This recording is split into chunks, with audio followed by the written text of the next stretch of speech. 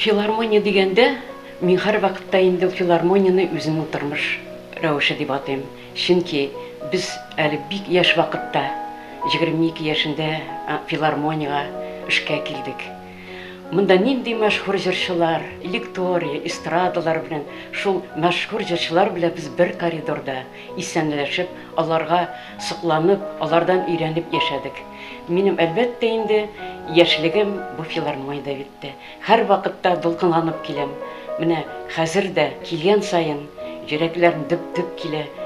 Инде Ходаем алга таба да бу филармония озак яшәсен. 80 түгел, 100, 120 бик күп еллар яшәсен. Менә шул уңайдан мин бүләк итеп Керәшен халык җыры Гөнбагышны җырлап бүләк итәсем килә. Урман юл кайлары үзек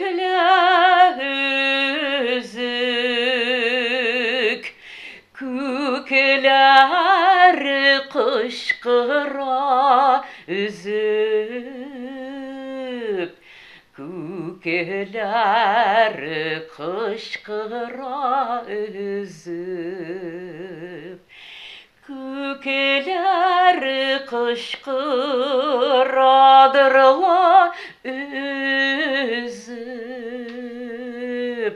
сезне сагынуга булмый түзеп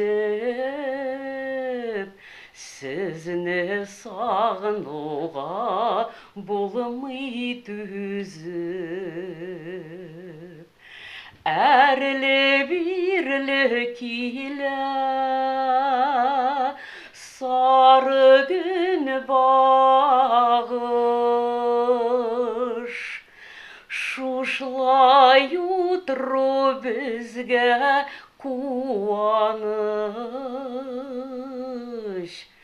шушлай утру безгә җуаныч.